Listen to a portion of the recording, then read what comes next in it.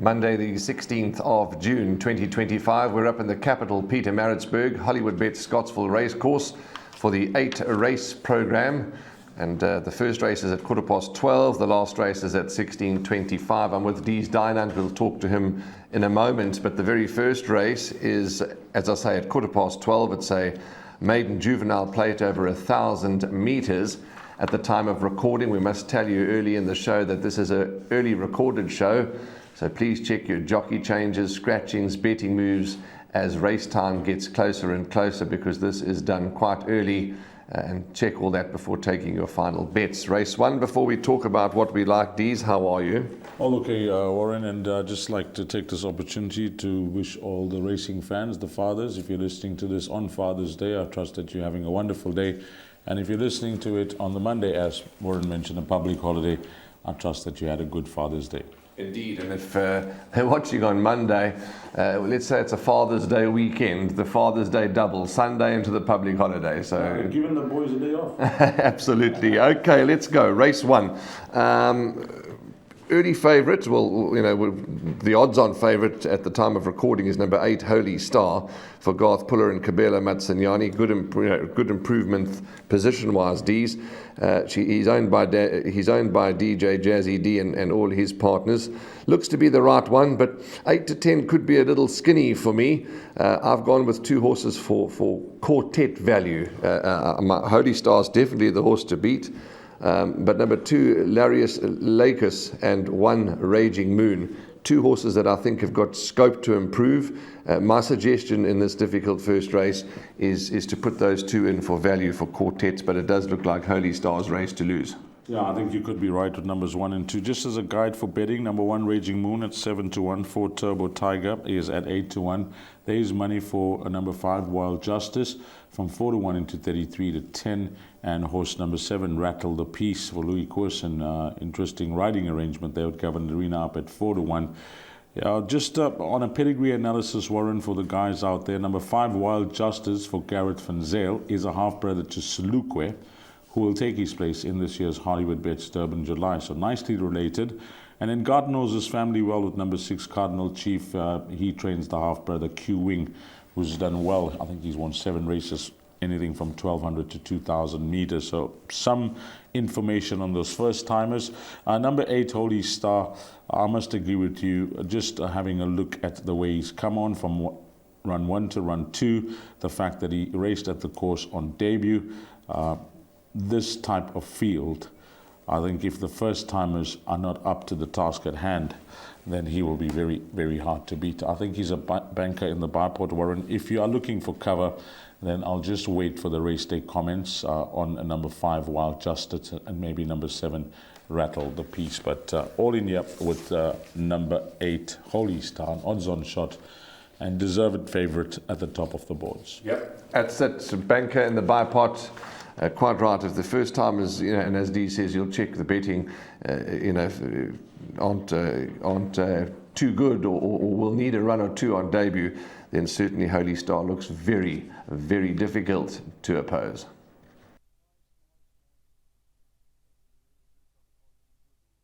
Well, we're on to race number 2. It's the start of the place accumulator. You need to get on the tote by 12:50. It's over 1,000 meters, and it's a maiden juvenile plate for fillies. We'll bring up the field, have a look at some betting as a guide at the time of recording. Number 1, Belligerent, is at 9 to 2.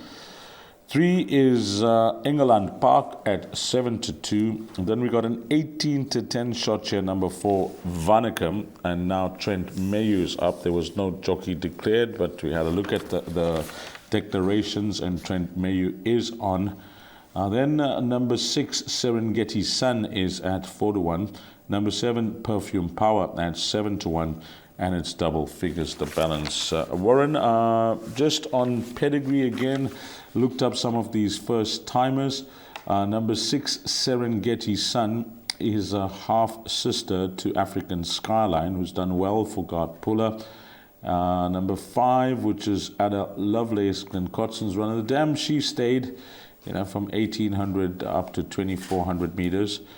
And, Paul Lafferty's got number 9, cool wind. I think that filly is the half sister to Good Living. And then this horse, number 8, Every Second Counts, for MJ Odendaal, related to the likes of Minogue and Kaidi's Fate. So there's some information on pedigree which may help in trying to structure your winning trifectas and quartets.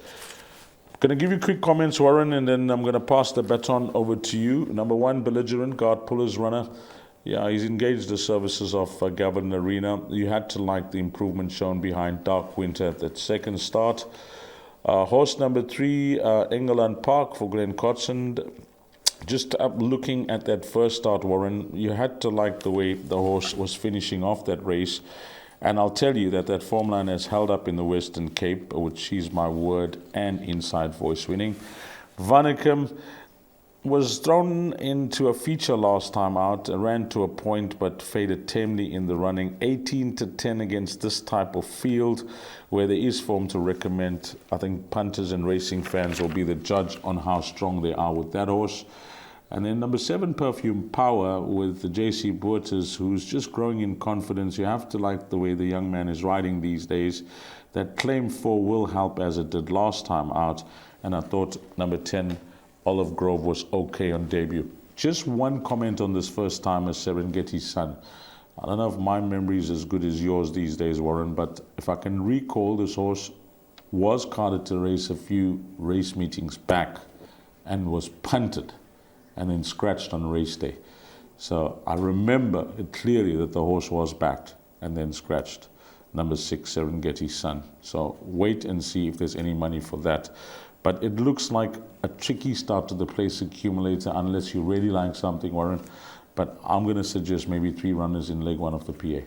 There's nothing wrong with my memory, John. Yes. Dee's Serengeti's son, I think you're 100% correct. This exactly was the filly that was well backed and scratched. So we'll put a big star and a big asterisk next to her name. A beautiful pedigree and a beautiful filly from Blue Sky Thoroughbreds.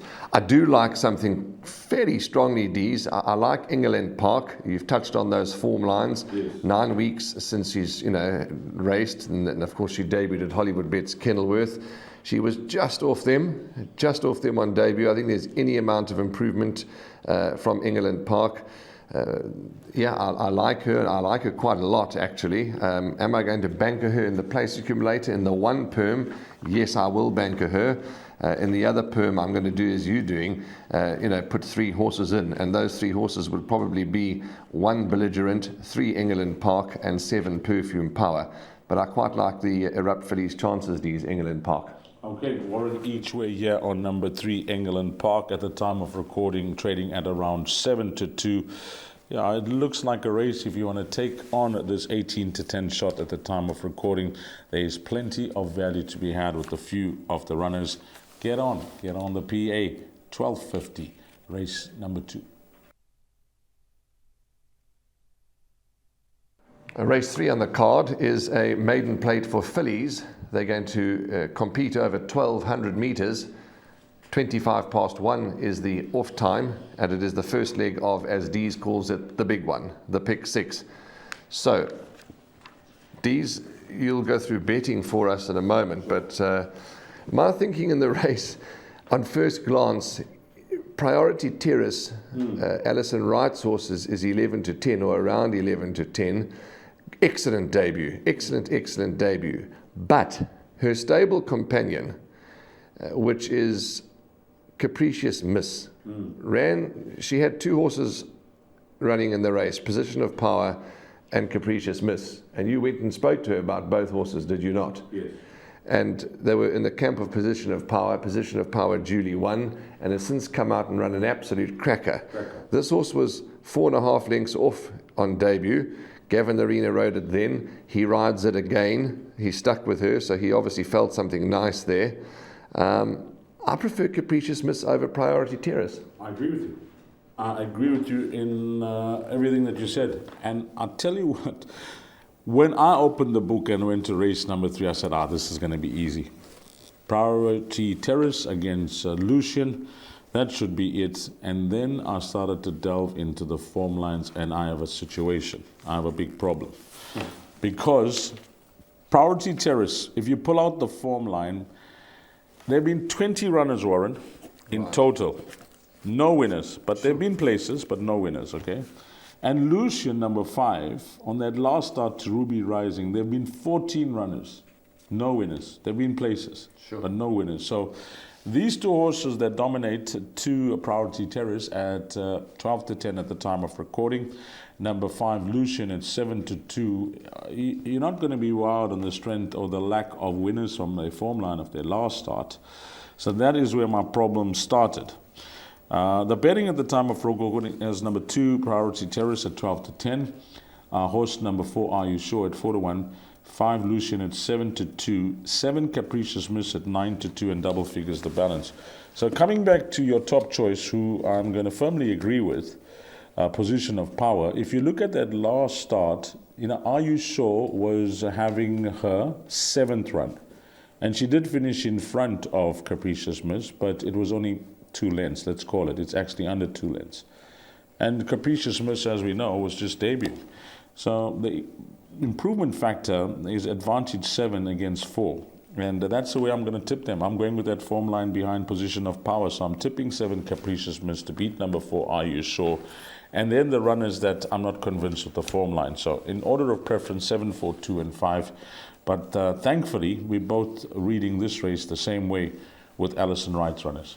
And I think she'll absolutely relish the step up to 1,200 meters, Capricious Miss, as well. So interesting, as they get down to the start, etc., and we check betting as we always do. Yeah, I think there's going to be a bit of movement, but I could be wrong, we could be wrong, but firmly in the camp of Capricious Miss. Sometimes we always mention this. Sometimes we tend to overthink things, delving into form lines instead of just going with your gut and what jumps off the page. But that is the job of trying to provide as much information as possible. And the form lines are there to see. If you look up these two horses, you'll see that their last round starts, or a debut for number 2, Priority Terrace, and the last start for Lucian won't inspire any confidence at all. Yeah. That's why we're in the camp of 7, Capricious Miss.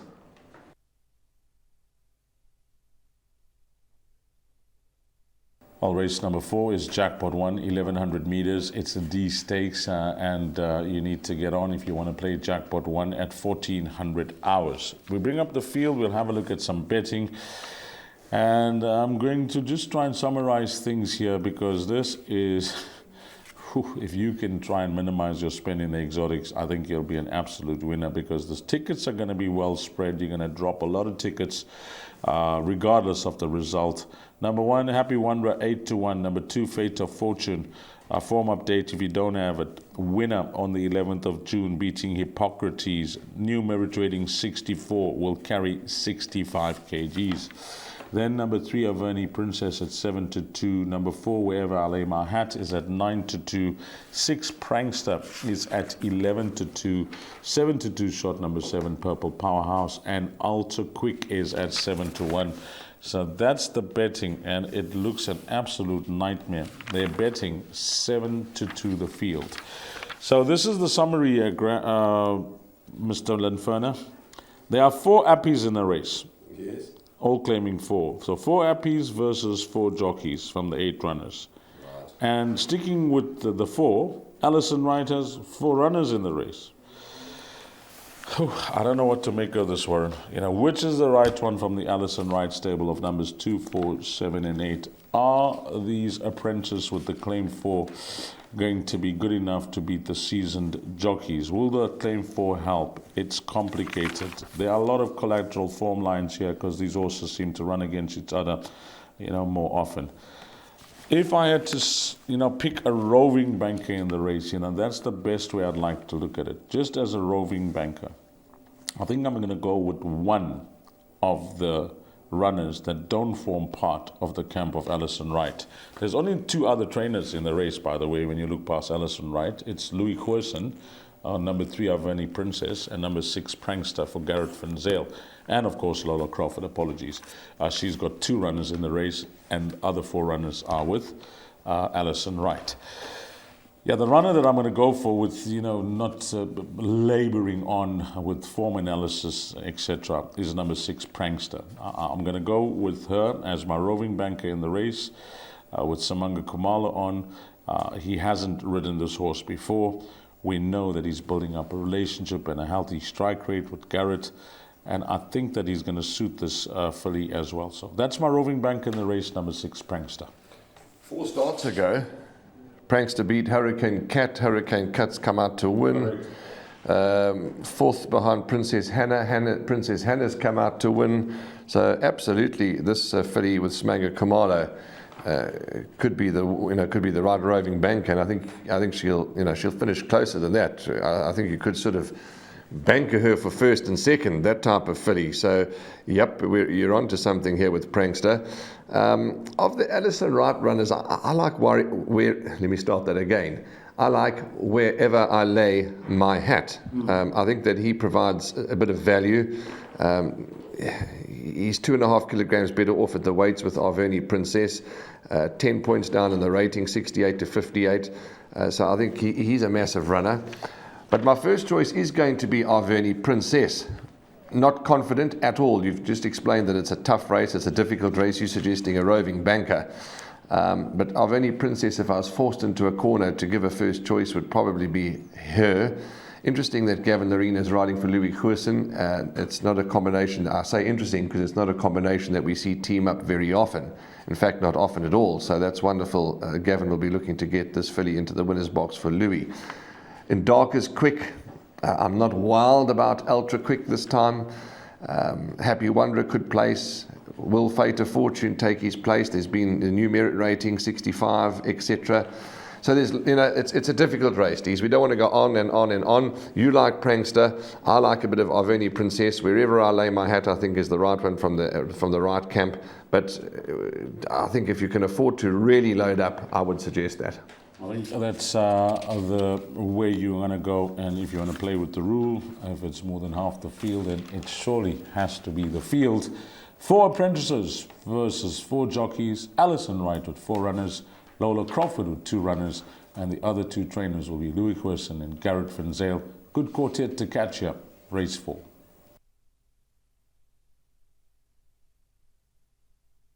We're on to the second half of the card now, race number 5. It's the www.galloptv.co.za C Stakes over 2,400 meters. The time of recording, no scratchings or jockey changes. 8 runners will face the starter: King Bavarian, Escapologist, Richard the Fearless, King Sultanus, Basi Rockford, Bad Medicine, Arctic Silver, and True Trojan. D's.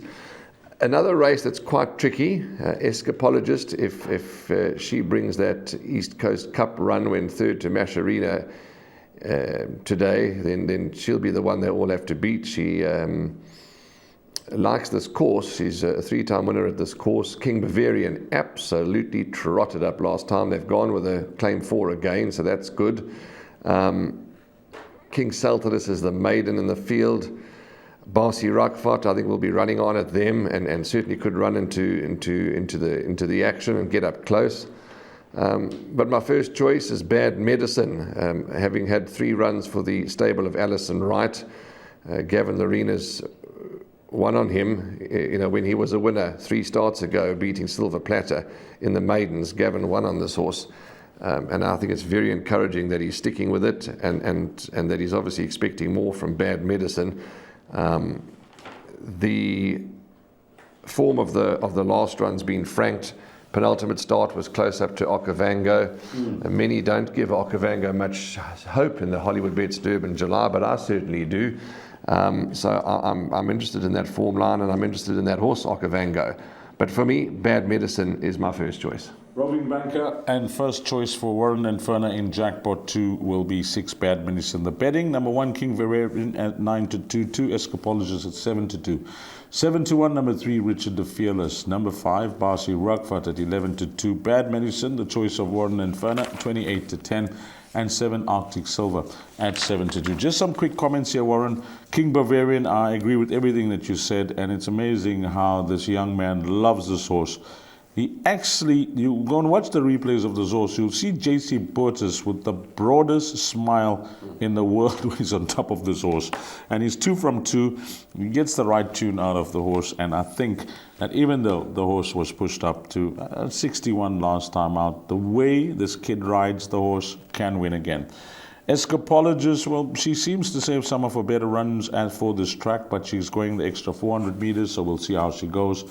Warren mentioned that King Saltidus is a very interesting entry in the C Stakes as a maiden, but we'll go to post with 49 kgs. Barshi Rockford, that's going to be my roving banker. If you followed shows in the past, I've always included this horse in for trifectas, quartets, and an each-way play. I think it's about time. MJ Ordendal, you're doing the right thing. You're going the extra ground, and the quicker they go, the better it's going to play into your hands of number 4, Barsi Rockford. You heard it from Warren. Number 6, Bad Medicine. He thinks that the distance will be no issue, and don't read too much into that last start. 7, Arctic Silver was in a race of her own when she won the maiden. That was effortless to say the least.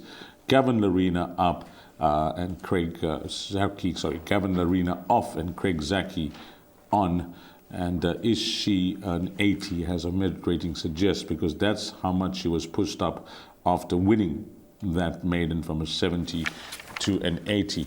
So Gavin Arena rides for the Werners and friends here with number 6 Bad Medicine, and Craig Zaki, as I mentioned, will get the ride on number 7 Arctic Silver. So it looks like a tough race, but Warren has given his thoughts with number 6 Bad Medicine. I'm going to row in at number 5 Barsi Rockford, and hopefully he can just find that usual finish. I'm not concerned about the extra 400 meters. I think that he will. In fact, I'm going to say he's a place accumulator banker. I like him for the PA, Barsi Rockford. Okay, Barsi Rockford, banker PA for D's. Bad Medicine, maybe even some boxed exactors could be the way to play the race.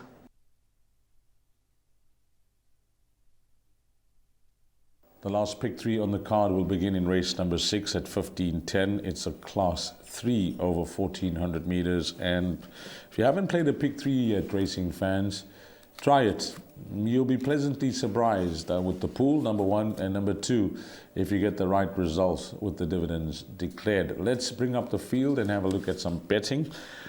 Horse number 4, Turpitz, is at 5-1. 5, Imposing, is at 6-1. 6, Mojo Man, is at 5-1. Number 7, Lock and Key, 18-10, and 8, Plaza Accord at 7-2. Warren, for the place accumulator, I'm just going with 2 runners. It's an obvious selection, numbers 7 and 8. And then for the pick 3, I'm going to include number 4, Turpitz. I'll begin with the Hollywood racing horse, Turpitz, who is trained by Gary Rich. Yeah, first up for the stable, coming from Kabeja, was a winner. And the next 2 starts have been good. I really like the way he was finishing last time out at Hollywoodbets Scottsville behind Stars in Heaven. And if you look at that form on the 18th of May, you will see that there wasn't much that separated himself and Plaza Accord. That gets my vote. Number 4, Turpitz. Number 8, Plaza Accord, just touching on that form line behind Stars in Heaven. Yeah, it's clear to see that I think, again, there wouldn't be too much between this horse and Gary Rich's Turpitz. And then if you are sticking with that form line, then you may say, well, D's, why aren't you including number 5, Imposing, who also comes from that form line, and you can make a case for Imposing as well. But I think the right horse is at top of betting boards here, Warren. The filly, the 3-0 Lock and Key, she had that lengthy break. She has showed a well-being with her runs back. And the last time out, the signs were there when she found solid betting support. Many made her a horse to beat, but Ice Train was just too good on the day. Against this type of field, I think they may have found the right race for her, Lock and Key. Is she my top choice?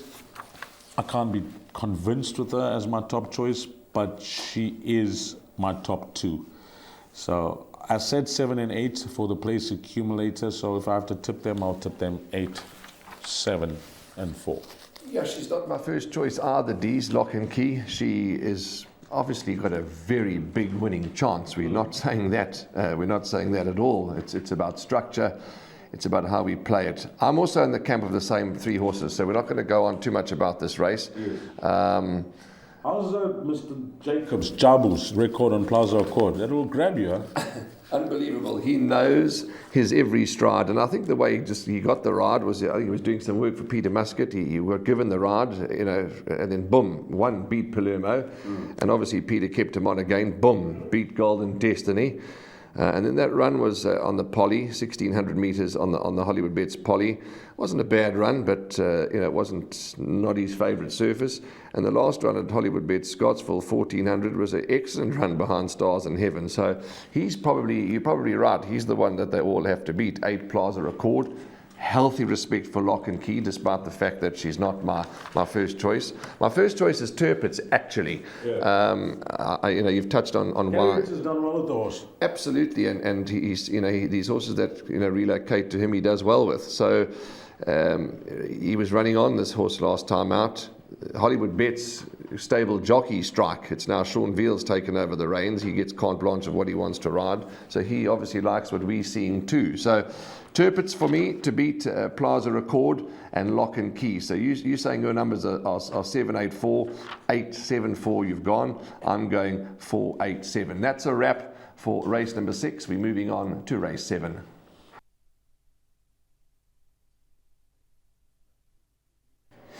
Let's move along, talk about race 7, which is the penultimate race on the card, and probably, in my opinion, the toughest race on the card.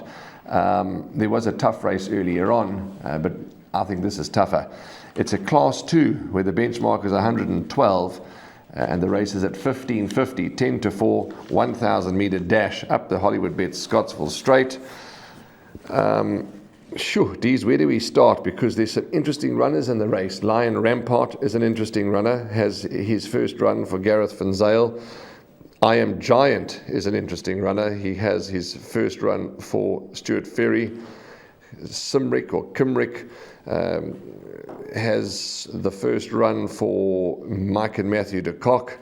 The Abdicator has got to be better than his last start. Unbaldi, he's let me down a little, has Unbaldi. Well, he let me down on his local debut when 8th to Vihan's Web, but he did have valid excuses, I suppose. Hit Them Hard Sunshine bounced right back to near best when running second to Zayasha at long odds. Don Carrari comes in with 48.5 kilograms, and we can go on and on. But the horses that I've mentioned are all of them that I'm going to be including into my perms. But there's so many of them, as your rulers go the field then. But tough race. Talk to me. Yeah, it's tough. This is a race that you're going to have to play the quartet. If you are an exotic player, you like those bets that are offered on the tote. The quartet is an absolute must here. The betting is like so. Number 3, Hit Them Hard Sunshine at 7 to 1. 4, Luhamba Pambili at 7 to 2. Then we got Don Kerari at 8 to 1. 6, Lion Rampart at 9 to 2. 9 to 2 also for number 7, Unbaldi. Number 10, Kemrick at 9 to 2, and double figures the balance. The one thing that I noticed clearly here is that Hollywood Racing has 5 runners in the race. 5 runners. If you want them, racing fans, it's number 3, number 4, number 6, that's 3 of them, and then number 11 and 12. Yeah, that's the 5 runners that they have. So I've gone 3 runners in the PA Warren. My numbers are 3, 4, and 10. Hit Them Out Sunshine. That's my top choice at 7 to 1. Really like that run behind Ziyasha. Luhamba Pambili gets my vote. Very quick horse. So those are 2 Hollywood Racing horses, numbers 3 and 4. And then I'll also include Kemrick for Matthew and Mike de Kock with Callan Murray up. So that's going to be my 3 numbers for the PA. Numbers 3, 4, and 10, with my top choice being number 3, Hit Them Out Sunshine. The backup for the last pick 3, along with numbers 3, 4, and 10, going to be 5, 6, and 7. So basically 3, 4, 5, 6, 7, and 10. Hopefully those 6 runners will get you through in whatever exotic you're playing. But for the place accumulator, numbers 3, 4, and 10, with the each way selection being the horse that was named after the late Sunshine, Mr. Shaw. We miss him. The horse is called Hit Them Hard Sunshine.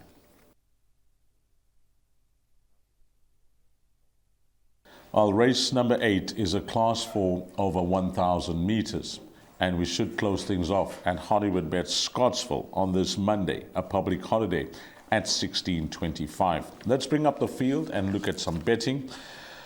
Warren, there's not much with the opposition when it comes to betting for the top one, but number 8, Rafa's Boy, is at 7-1. 9, Mbele at 8-1. 10, Mardel Platter is at 11-2. Just looking for anything else here. I wanted to jot down the betting for the source, Major Tommy. That is trading at 10-1. But the strong, overwhelming favorite, a horse that the fixed odds betting market has gone tight, is number 2, which is Black Cheetah. Now, I see there's one declaration. If you don't have it, this is the declaration that I have at the time of recording. The horse races with the tongue tie on. You know, it's a race. It's a big field. It's a field of 14 runners. There's some hard-knocking older horses in the race that will fancy their chances taking on this young 2-year-old. But we started off the day with a banker called Holy Star. I think that is definitely the horse to beat on the exposed form, barring the first-timers. And we're ending off the day with another favorite.